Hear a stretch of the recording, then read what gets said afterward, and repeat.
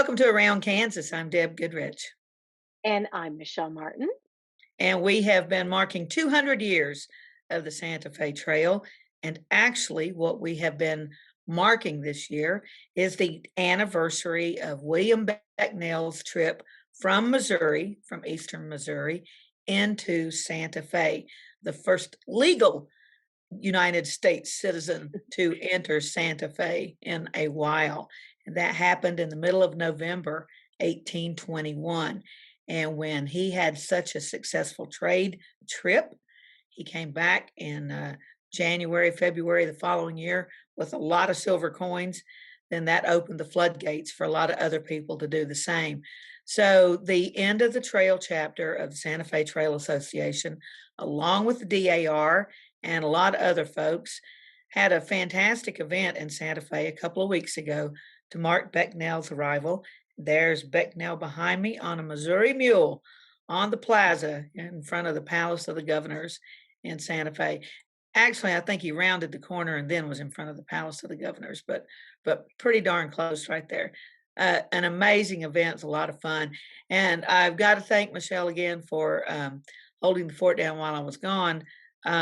Between laryngitis, which, cripples my style, I was, and then being on the road, that you can tell my voice is still not back to normal. Telling people where to go and what to do will really take it out of you. So, but anyway, thanks, Michelle. And you got a great Santa Fe Trail scene behind you. Yeah, Deb, I think one of the most amazing things for me is actually the landscape of the Santa Fe Trail Mhm. and looking at the variety when you start in Missouri and then you make your way into Kansas. And, your scenery, your environment and landscape changes just from Northeast Kansas, around Westport, where people would outfit and get rigged up and then hit the trail. You change environment as you go through Kansas, get into toward, Fort Larned and Western Kansas, and then you get into parts of Colorado, or if you take the cutoff that takes you down through the Oklahoma Panhandle, and then you're getting into parts of Colorado and New Mexico, and that landscape changes again. And I think the landscape was as big a foe for Becknell and others as the actual journey, as the actual number of miles they had to trek. I think the landscape itself and the change in the environment and the weather and the climate was, a huge foe that they faced. So the fact they were able to make it, and then I can't imagine him arriving in Santa Fe in November and then turning around and going back to Missouri and arriving in Missouri in the winter. I mean, holy cats. I lived in New Mexico for 3 years.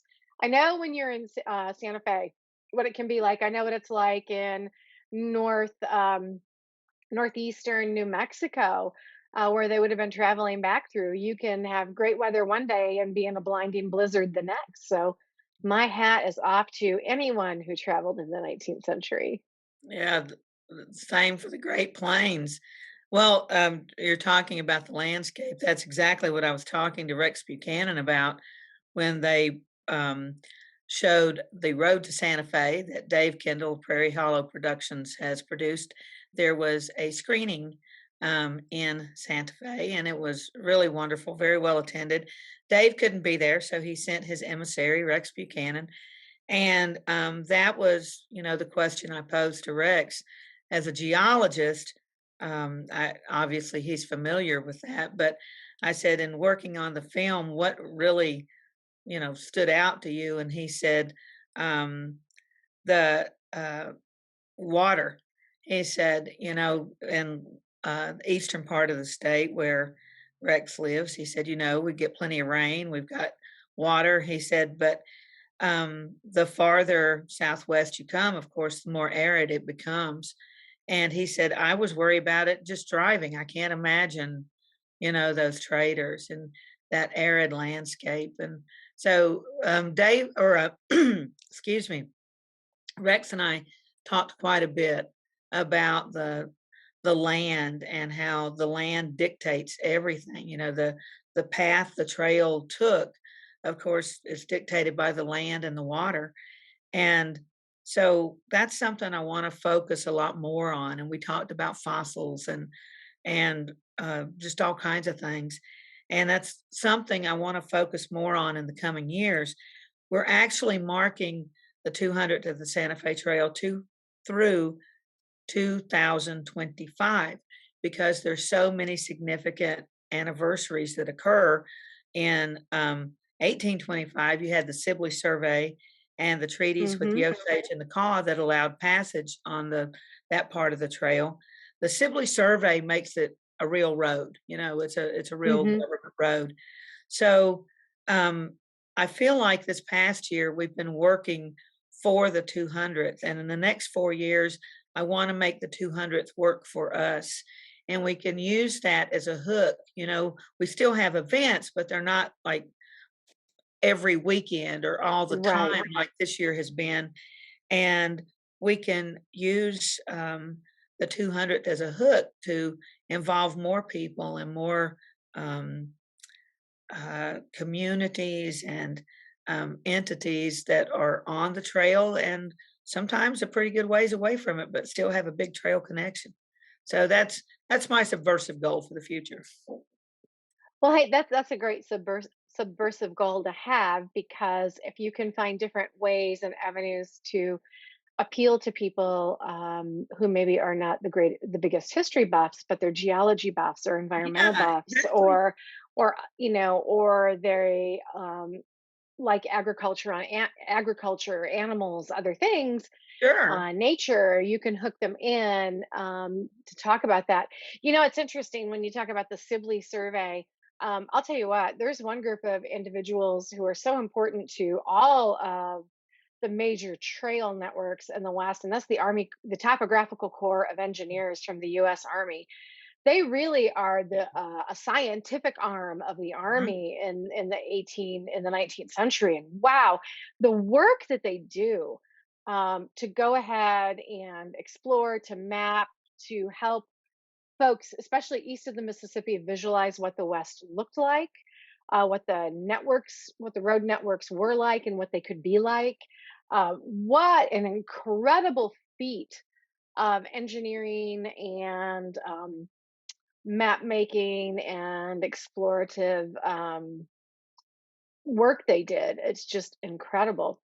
I actually, in one of my graduate seminars with Dr. Durwood Ball at University of New Mexico, we actually read Getzmann's work. Getzmann has a work on the Topographical Corps of Engineers, and oh my gosh, you really get a sense for what those men went through out there working in the field. And uh, had they not done that work, we wouldn't have been traveling back and forth on the Santa Fe, the California, the Oregon, and other trails as successfully as we did. So my hat is off to the Topographical Corps of Engineers.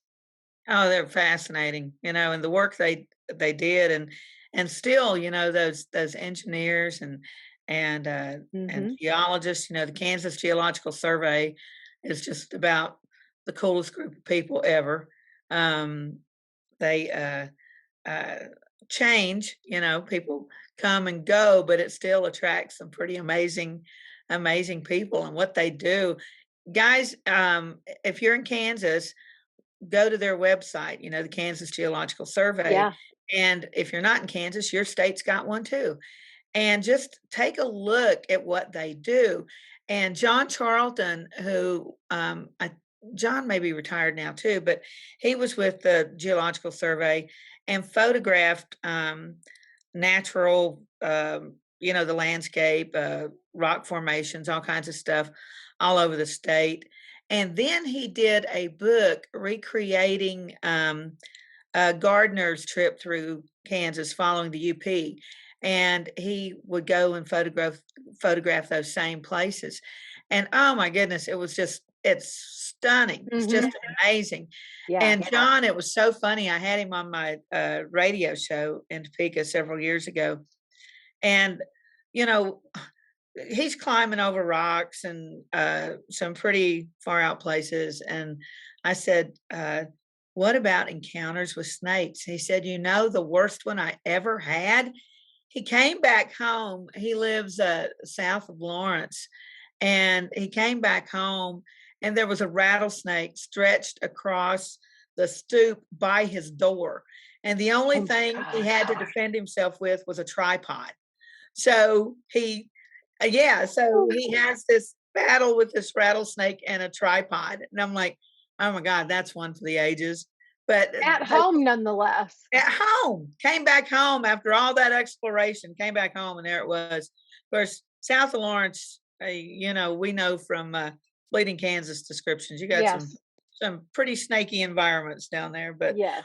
we digress. Anyway, the Santa Fe Trail. I was just got back from Oklahoma, where the Cowboy Hall of Fame has opened an exhibit on the Santa Fe Trail that will be up, I believe, through May, and we're planning a reception after the first of the year down there for that exhibit. So I'll keep you up to date on how that progresses. And plans are already in the works. The folks out at Boise City at that Santa Fe Trail chapter are doing another tour. They did one this year on a lot of the private ground out there that's got some pretty Mm. amazing sites.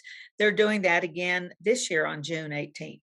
And you'll be able to find more about that at santafetrail.org. And that, I think they wound up with 3 buses this Wow. year, private land that you cannot get on any other time. And Oklahoma doesn't have a lot of the trail, but man, they've got some amazing scenery on their piece of the Mhm. trail. That Panhandle does.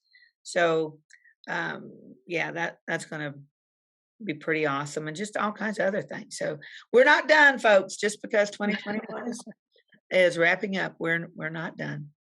And just because Deb got to watch Becknell ride into Santa Fe to the plaza does not mean we will not have uh, a cornucopia of Santa Fe Trail related events for you in the future. That's right. And we also went to Kearney Gap, where they actually met Becknell, where Melgares met Becknell, and they, come back into town.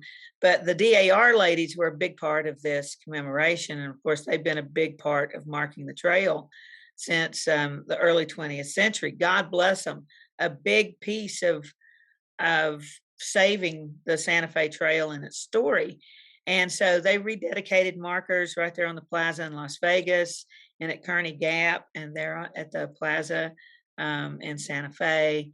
And oh man, the DAR ladies are something else. So that was a lot of fun. And to go out to Kearney Gap and stand right there where the landscape hasn't changed very much since Hmm. Becknell and those guys arrived. It's still pretty much the same. And you can see, that little gap right there through the mountains. That's incredible country. I just love it. And I understand too, Deb, that you were at Pecos National Park, Uh-huh. and Yeah. Pecos is really interesting because of just the broad sweep of history that's Mhm. encompassed there. But I would be remiss if I did not mention the fact that Pecos National Park is actually on land that belonged to Hollywood, one of the icons of the silver screen, Greer Garson, Isn't that and her cool? husband. And it was ranch land that he had. The actual visitor center that you go into today was actually a house that Greer Garson and her husband lived in. And when I moved to New Mexico in 2015, my first summer there, I arrived in July, and I made sure in early August I made a trip to Pecos and Glorieta, and that was a day that I encountered several what I like to call nope ropes, because I had several rattlesnake encounters that day. All the time living in Kansas and Oklahoma, and had maybe 1 or 2 encounters in, almost 20 years. And then I go to New Mexico and have multiples in one day. But my mother and my late mother was a huge classic Hollywood film fan, as am I. And so I had to call her from Pecos and say, "You'll never guess where I'm standing." And I started explaining. I said, "This used to be Greer Garson's house. I'm standing in what was Greer Garson's living room." And my mother was so excited. She's, "Oh," she said, "I wish I was there." And so I had to take some pictures and send to her on email. But She was more impressed that I was standing in what was Greer Garson's house than I was at a very historic and important Pueblo Right. site connected to the Pueblo Revolt, and the Pueblo leader Pope. But I understand you got to see a site connected to Pecos that's not been open to the public. Yeah, gosh, I'm going to butcher the name. Kozlowski's Trading Post, which hasn't been open in a very long time, and they got a huge grant to re. I don't know what the right word is. Remodel's not quite right. Restore. It's. I'm Mhm. not sure, but they're turning that into a visitor center, and we'll have exhibits, and it's so beautiful. Oh my goodness. And the landscape right there is just so pretty. You've got a lot of prairie ground right there. It's kind of like a little oasis of this prairie ground, in the mountains, and the mountains rising all around it, and it's just beautiful. So I sometime next year, they opened it. They were going to have a big reception and lots of stuff, but COVID interfered with that. But they did let a limited number of people walk through, and the building is gorgeous, and it's just going to be such a wonderful addition there at Pecos. And of course, we took in part of the Glorieta battlefield while we were there. Mhm. Um, um, Such an important piece of Civil War history and the history of New Mexico and the Southwest. And there's just so much right there. It's just Yeah. it's just great little nuggets of stuff that all went on right there, Well, right I'm on going the to Santa throw in Fe Trail. Yeah, I'm going to throw in a little book plug because it fits in with this actually.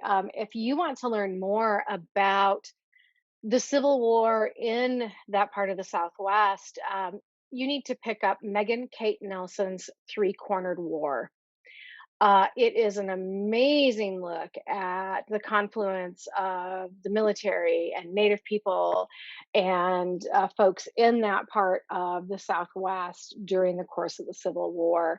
It is a fantastic read. So I recommend, because it connects to Santa Fe Trail and these places we're talking about today. I highly recommend Megan Kate Nelson's The Three Cornered War. And it actually was nominated for numerous book awards and was a finalist for the Pulitzer. Wow, cool deal. So cool deal, Lucille. And it had the Santa Fe Trail. All right, we'll see you somewhere else down the trail here in a little while. But in the meantime, let's take a break and we'll be right back.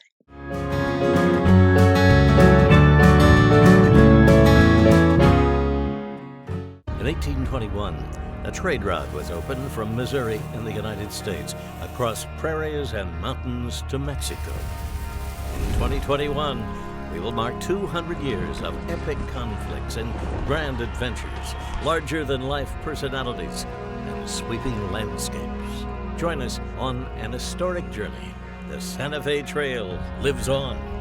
Find us on social media or santafetrail.org. Welcome to the Western Kansas Wildlife Travel Center, right here in my hometown of Oakley, Kansas. We're the front door of Western Kansas, located on 3 main highways, I-70, US 83, and US 40. And all those roads lead to history, beautiful scenery, and adventure, no matter which direction you go. We now have an IHOP.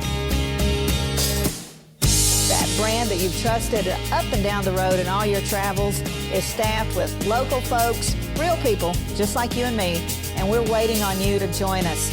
So for fun, adventure, fuel up, fuel your body, and let's have some fun.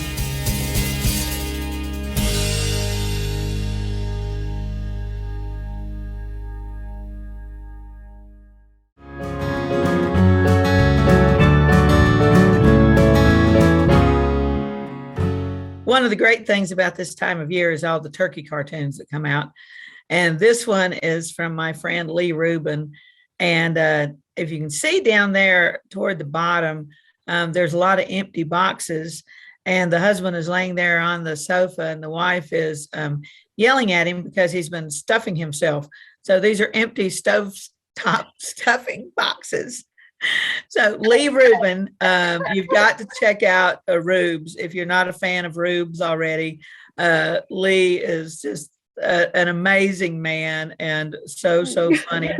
And he has lots of cool stuff coming out for Christmas. So lots of calendars and just lots of cool stuff for Christmas with his cartoons. And my favorite Lee Rubin cartoon, and I actually got Lee, I had cut it out of the newspaper. Remember when we all did that?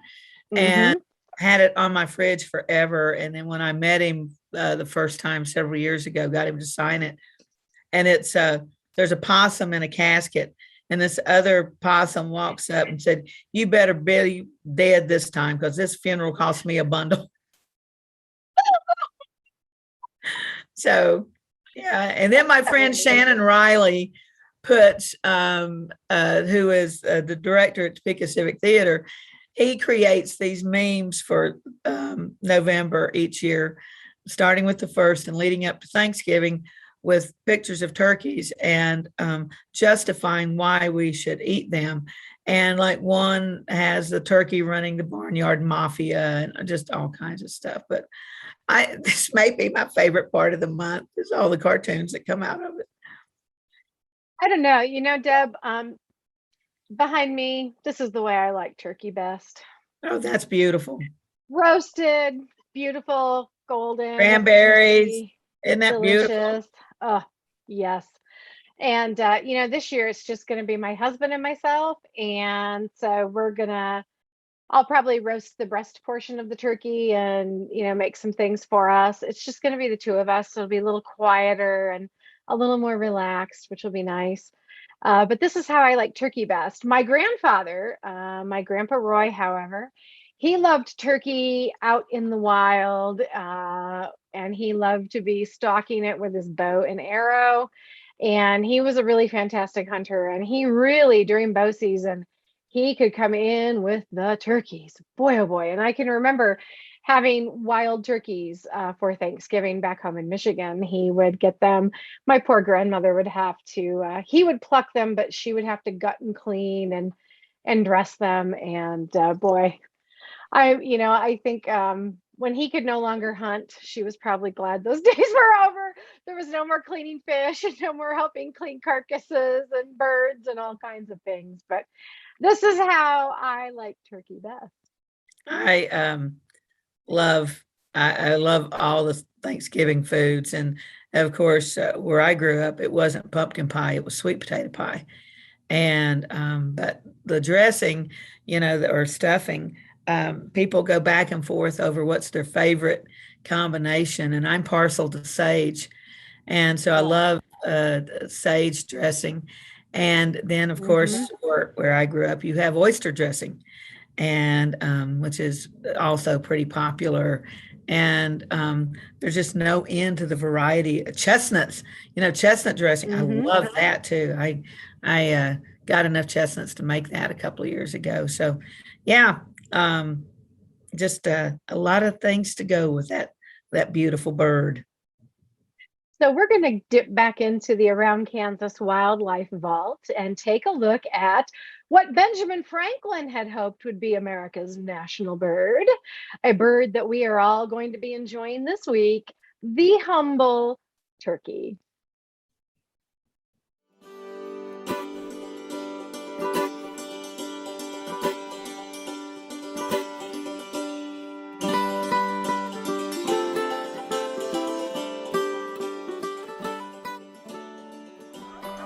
Good morning, folks. Welcome to That's My Farm. I'm Jim Schroyer, your host, and we're near Lindsborg, Kansas on the Good Shepherd Turkey Ranch, as you can see. And we're going to be talking with Frank Reese, the owner, and we're just going to be talking turkey. Sorry for that pun, but stay with us. We'll be right back.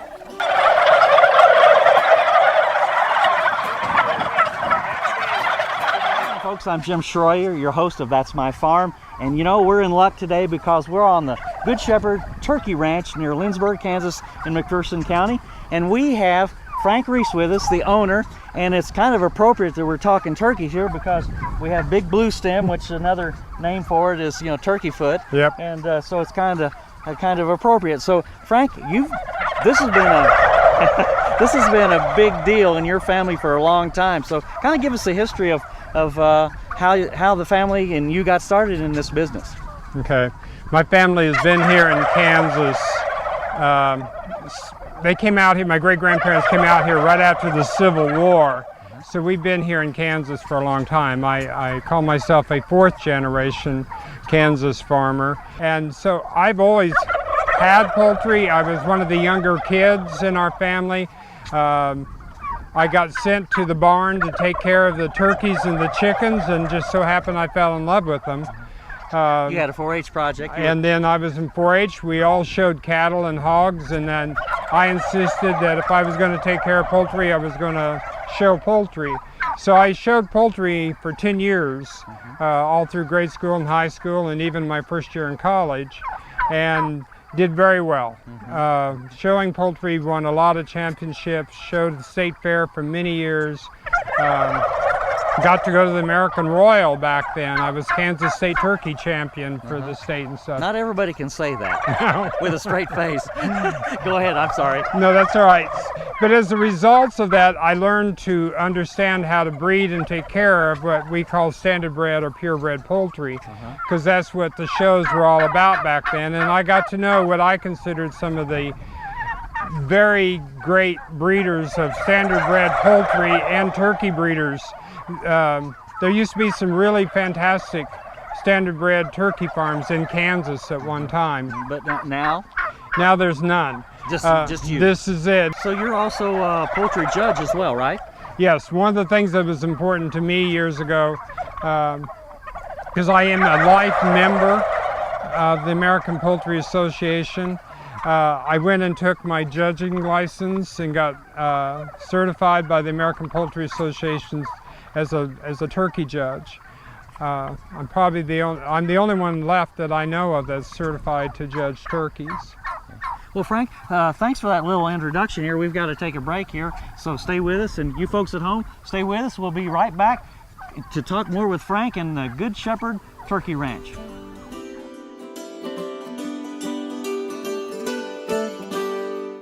Soil is the life of a farm, and for 25 years, SureCrop Liquid Crop Nutrition has helped growers produce abundant quality crops while preserving and improving the soils they steward. SureCrop offers complete soil and plant analysis with cropping recommendations, delivery direct to your on-farm storage, and quality crop nutrition custom blended for your field. Choose SureCrop for the assurance of excellence for your soil. Call today or visit their website for more information.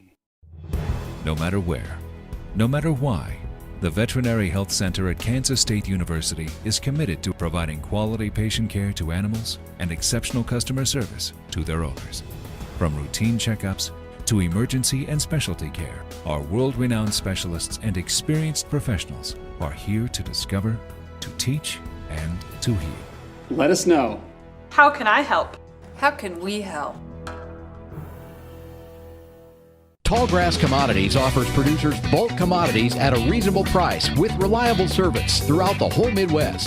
To find out more about Tallgrass Commodities, visit tallgrass.us or call 785-494-8484.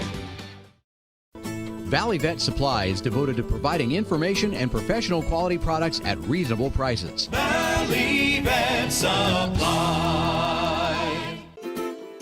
That's My Farm is brought to you in part by Tallgrass Commodities. Big enough to serve, small enough to care. Welcome back, folks, to That's My Farm. I'm Jim Schroyer, your host. We're on the Good Shepherd Turkey Ranch in Lindsborg, or near Lindsborg anyway. We're talking to Frank Reese, the owner. And Frank, I noticed that there are a lot of different turkeys here. I mean, there are a lot of turkeys here, but we've got several types, different types. So can you go through the different breeds that you have here? Sure. The number one turkey, and what most people think of if they think of a turkey that you see on a plate or a napkin, or if you've asked a child to draw a turkey, 99% of the time they're going to draw what we call the bronze turkey. And they're related to like the Rio Grande somehow? Well, if you follow the history, yes. The color pattern, that particular pattern that is on the bronze turkey, the most similar relative in the wild would be the Rio Grande, or the subspecies called the ghoul, which is a mountain desert turkey. Okay. Sorry, I got you distracted there. That's so we okay. have the bronze coming right up to us. Yeah, the bronze turkey is the grandfather of all domesticated turkeys. Okay. All other domesticated turkeys are descendants out of the bronze. Okay. They carry the genetics to make everything else. Okay. Now, back in 1873 or 1874, when the American Poultry Association was formed, there was 5 varieties of turkeys that were accepted and being produced here in America. As separate breeds. Well, they're not even breeds, they're called varieties. Varieties, okay. There's only, believe it or not, there's only one breed of turkey, that's turkey. Right, okay. And within that, you have colored variations that become varieties. Okay. And so you have those 5 original ones. I have 4 of them here on my farm, which is the White Holland, which is the pure white turkey, the black, which is a solid black turkey, and then a sport of the bronze is the Narragansett, which is the gray or slate colored turkey around here. Right, right. And then the other one is a slate. There is a slate turkey. I don't keep that variation. I have 2 other farms that are keeping their solid gray turkey. Those are the 5 original, the bronze, Narragansett, White Holland, slate, and black. Now since then, in about 1890, they produced what they called the Bourbon Red Turkey. Okay. Which I do have some, that I don't have any in this pasture right here. And then there are 2 more, the Royal Palm and the Beltsville Small White. Those are the 8 turkey varieties that are accepted by the American Poultry Association as being standard bred. And what that means is if you take a bronze turkey and breed it to a bronze turkey, for the next 200 years you're going to get bronze. Right. That's that genetic pattern. Okay. Well, Frank, thanks for that introduction to the different varieties of turkeys, and don't go anywhere. And you folks at home, don't go anywhere. We'll be right back on the Good Shepherd Turkey Ranch. Welcome back, folks, to That's My Farm. I'm Jim Schroyer, your host, and with us we have Frank Reese, and he's the owner of Good Shepherd Turkey Ranch here near Lindsborg. And we've talked a little bit about how you got started and how long you've been here, and just about the different breeds. But what about what do you feed them, rate of gain, and how long from the time they hatch to the time they go to market? So talk to us a little bit about that, Frank. Okay. These standard bred turkeys take twice as long to grow as the modern industrial turkey. The growth time on these turkeys is the old traditional time, which is 24 to 28 weeks, is the time in which all my turkeys are processed. So the tradition is, and this applies to the male turkeys, to the toms, is a pound a week. So at 24 weeks, my tom's live weight should weigh 24 pounds. Hens are going to be not quite half, but almost half. The hen's live weight should be around 16 pounds in 24 weeks. Okay. Go ahead. I'm sorry to interrupt. What about, so we're thinking here turkey, the big market obviously is at Thanksgiving time. So you have to back up from, tell me a little bit about that process. Yes, I have to hatch all my turkeys by May 15th. Okay. Since I do keep all my own breeders, I do all my own hatching, I have my own hatchery. You have to get the turkey hatched and on the ground and have 24 weeks until your processing date. So and plus that processing date has got to allow you to have at least 2 weeks before Thanksgiving, preferably 21 days. Okay. Because I sell my turkeys fresh, not frozen, our market that I have, we have to have that time to get them to market, which usually we process our turkeys about either the first week or the first weekend of November. And that still allows us enough time. Now this year it's November 9th that we will load all the turkeys here on the farm. They'll be processed on the 10th. Okay, so let's talk about rate of gain. What feed to meat ratio? What are we talking here on? How many pounds of feed do you have to feed, and what kind? per pound of meat or pound of game? Okay, these old standard bred turkeys, it takes about 3.5 pounds of feed to get a pound of meat. So it's about a 3.5 to 1 as compared to the modern industrial turkey, which is about 2.5 to 1. So it does take more feed to get a pound of meat in my turkeys, and that's part of the reason why they're a little more expensive. Plus you got to feed them twice as long. Twice as long. Yeah, because the modern industrial turkey, they can get a 20-pound turkey in 12 weeks. It would take me 24. Okay. Welcome back, folks, to That's My Farm. We're here on the Good Shepherd Turkey Ranch near Lindsborg with Frank Reese. So not only do you sell live turkeys, you've also got chickens, you've got geese, right? And you got a few llamas, but that's something different. Yeah. And you got Marissa, the Jersey cow here. But tell us a little bit about your other preservation, because you're doing the same thing with geese and chickens as well, correct? Yes. The geese that I have back here are Emdens and Buffs, and plus there's a few cross breeds, but the majority of them are Emdens, or what they call American Buff. They're for the Christmas market. Okay. These geese, I mean, will be processed in December and be sold mostly in New York again. And we were talking earlier, Thanksgiving's kind of been traditional, turkey, and then we've kind of lost the goose. You know, that used to be the Christmas goose. Right. You know, Charles Dickens, the whole thing with that. So, do you see that coming back? I don't necessarily see it coming back, but there still is enough tradition amongst some groups of people, probably more on the East Coast, who still want a Christmas goose. And so... and will you sell these live? No, they'll be dressed and ready for the oven. Okay. They'll be processed, packaged, and then sent.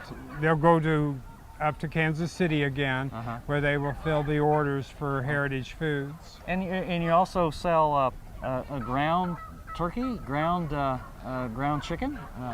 You know, that's one of the important things, is if you're going to do this, if you're going to do any type of meat production, when it comes to poultry, you better have value-added products. Because if you send, let's say you send 100 turkeys to be processed, and we have to sell whole turkeys, and so by the USDA they have to be perfect.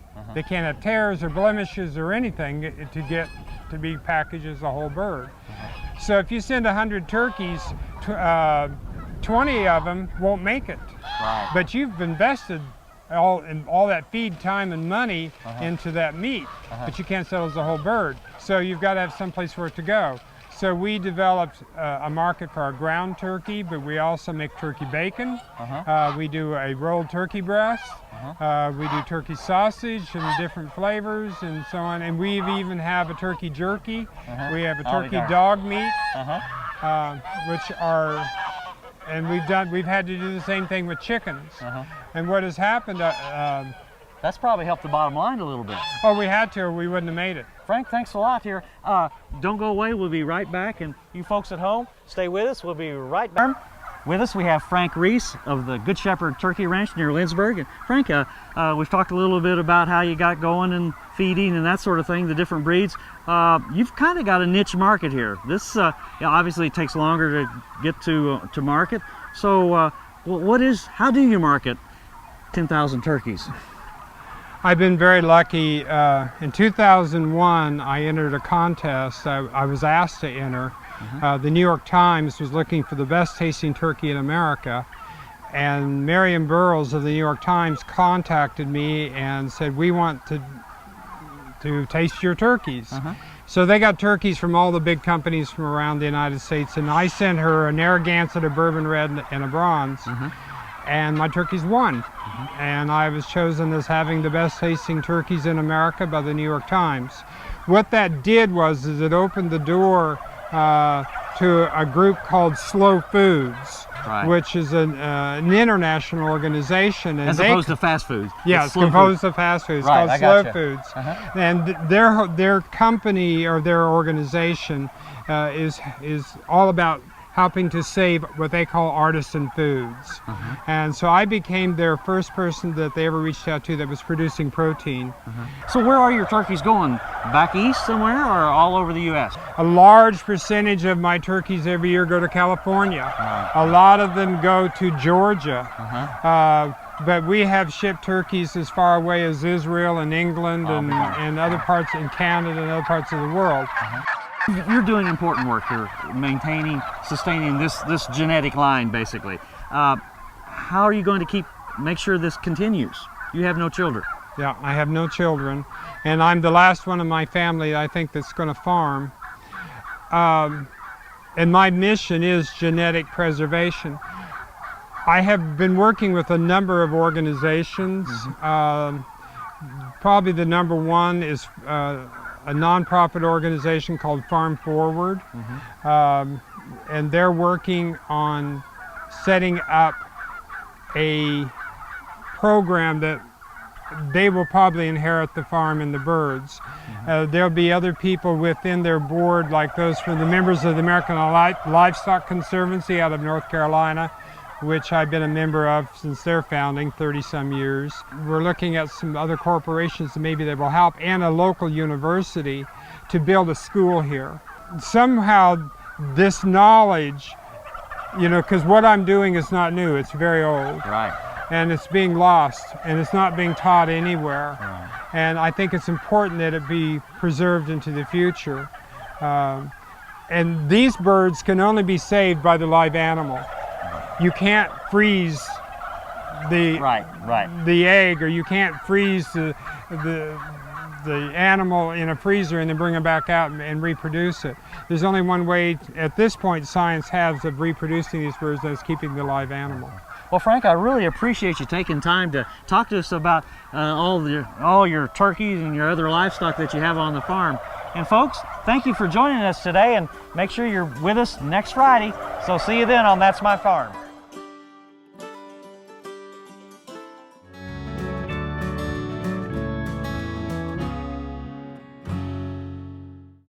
Howdy, I'm Seth Hayes, and welcome to my hometown, from then to now. Council Grove has a rich history as deep as the prairie tallgrass. Spend the day visiting 25 historic sites, or explore the unique shops and restaurants, or mosey out of town along the Santa Fe Trail. You all visit my hometown, Council Grove, in the heart of the Flint Hills. Okay, looks like it's time for our tour. Welcome to the Fort Wallace Museum. Here at the museum, you're going to find some really interesting stuff, like our replica stagecoach from the Butterfield Overland Dispatch. We've got facades from the fort buildings. We've got an 1870s flag. There's a plesiosaur that was discovered locally. We've got the Ray pump organ collection. We're a little bitty place with a great big story, and we'd love to have you.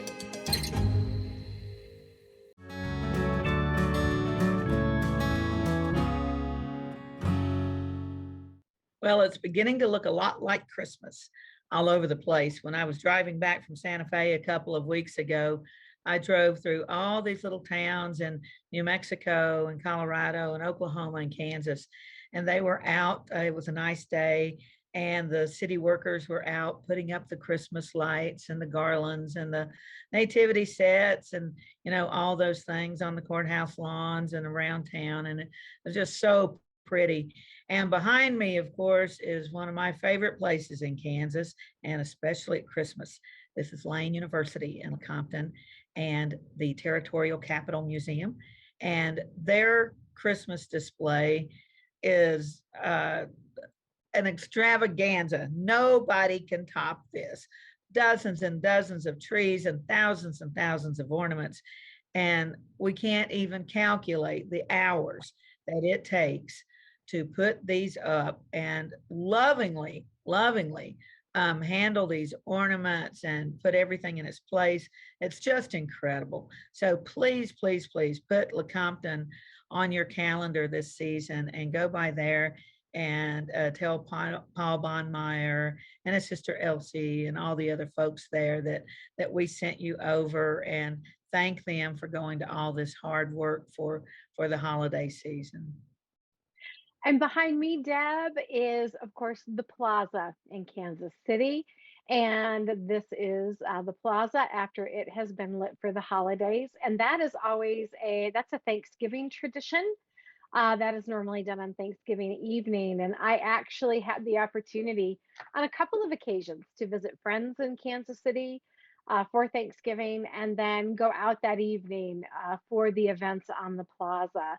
And so it's one of my favorite places to be. Whether you go for the actual lighting event on Thanksgiving evening or just find another night and take a wonderful stroll, it's really beautiful this time of year. And Uh, that, Deb, there's so many events getting ready to kick off with Lecompton and the Christmas tree display and the plaza lights. But there is probably something in every corner of the state coming up. And actually, one of my other favorite places is the Flint Hills. And on the 26th of November, you can enjoy a Chase County Country Christmas.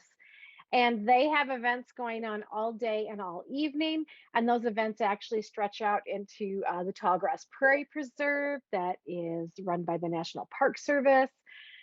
So they have a cowboy Santa. They have all kinds of fantastic family friendly events. And I can't think of a better place to spend Christmas than in the Flint Hills.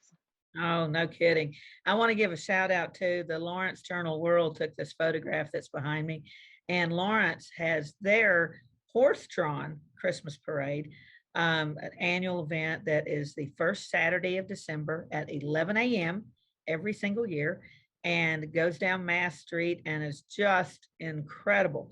And the local merchants sponsor one of the horse-drawn vehicles. So folks come from everywhere to participate, and the merchant will, pay for the lodging for that team to come, and so that it's because it's expensive to drag those horses and buggies around. But it is, I don't know another one like it. It is absolutely beautiful, and so better get your reservations for someplace to stay if you're going to spend the night pretty early. And you'll be close to Lecompton, so you can run over there and see Lecompton That's at right. the same time. And so it's a wonderful, wonderful event, and a great way to enjoy everything that Lawrence has to offer. It's such a pretty town any time of year, but Yes. especially at Christmas. And especially since our Jayhawk football team took it to Texas. It's an even happier place. The hottest news. Now, Oh, that was hot news, I'm telling you. and now that basketball season has begun, between the mighty Jayhawk basketball team and our football team, like you say, who took it to Texas, Lawrence is the place to be. But another place to be, and I know Deb, were just in Abilene not too long ago, beginning on the 26th of November and running through the 15th of January, are holiday tours at the historic Seeley Mansion. The Seeley Mansion is one of the most amazing homes in the entire state of Kansas. And it is done up for the holidays in grand style. And so you can tour that home and see it in all its splendor, but how she's just bedecked and bedazzled for the holidays. What a beautiful home. And there's nothing I love more than snooping around in other people's houses. And that is, I used to have a job doing that when I was with the Winston-Salem Journal and Sentinel. I worked for the home place section, and my boss and I would just go around knocking on doors. Oh, you've got a cool house. Can we write about it? I'm not joking. So we would do those house features that are in the Sunday edition of the paper. It used to be. Oh my God. And even people that really didn't want you writing about their house would show you around. Oh my God. And it's not just money, it's imagination and interest and oh my goodness. Yeah, the Seeley Mansion, I just put it right up there with anybody. It's so original and unique and is so lovingly cared for now that yes, man, I got to get that one down. I got to get over there while it's decorated for Christmas. You know, another event that's coming up, actually on the 26th of November as well, is the Festival of Lights in Manhattan, the Little Apple. So if you are in the I-70 corridor looking for something good to do, you can head to the Little Apple and go to the Festival of Lights. I'm sure that gets you into Aggieville, one of my favorite places. I love Mass. I love Free State Brewing. I love that part of Lawrence, but I also love Aggieville. Spent a lot of quality time in Aggieville. I won't say how much imbibing took place, but lots of quality time in Aggieville. But their Festival of Lights is a fantastic event, family friendly, fun, and beautiful. And also, we've got communities that have their Christmas parades now starting. And in Garnett this year on November 27th, the community of Garnett is celebrating their 50th annual Evening of Lights Christmas Parade. And that is in downtown historic and quaint Garnett. Love Garnett. What a pretty town. And of course, that's the hometown of Governor Arthur Capper. And Yes. it is the town that his father-in-law came from. Governor Crawford was born in Indiana, but then moved to Garnett. And Hmm. so lots of history there and just a really, really pretty downtown. I just love Garnett. And obviously, last but not least, on Thanksgiving evening, do not forget the plaza lights will be turned on for the first time this holiday season. The Evergy Plaza lighting ceremony will take place from 5 to 8 p.m. and it is on Thursday, November 25th. And we will actually provide you several links in today's show list so you can check out all of the details for these fantastic events. But wow, I mean, there's nothing that beats the plaza on Thanksgiving evening. I mean, let's face it, folks, after you've had that huge meal, you need to get some exercise. After the turkey coma has set in and you've woken up, instead of grabbing that second, third, fourth, or fifth piece of pie, uh, go out, bundle up, go out and walk around the plaza, take in the lighting ceremony, walk all over the district, walk off some of that dinner so when you get back, you can have that piece of pie or that midnight turkey sandwich. It's so beautiful. Just so it really is um like a European city, It is. what it was designed to look like, and it really does when it's Yeah. all lit up. It's just magic. So You know, I have thank such fond memories, Deb, this time of year of going to the Kansas City Civil War Roundtable I with our know good friend, the Sergeant Major Arnold Schofield, and many good friends. our our good friend John Spencer, who's no longer with us. And one of the things Colonel Spencer and the Sergeant Major and I used to like to do, especially once the lights had come on in the plaza, we would head up, we would go to the round table, we would make our customary stop at Barnes and Noble. On the plaza, we'd go to the Civil War round table, and then sometimes we'd go through the plaza area on our way back to Fort Scott. And we would either get out and take a little walk or we'd take a drive through the area and look at the lights. And I always think, I think of Arnold and John and what we used to call that trip up the road. And I think about that when I see those plaza lights. It's such a nice, it's such a lovely feeling.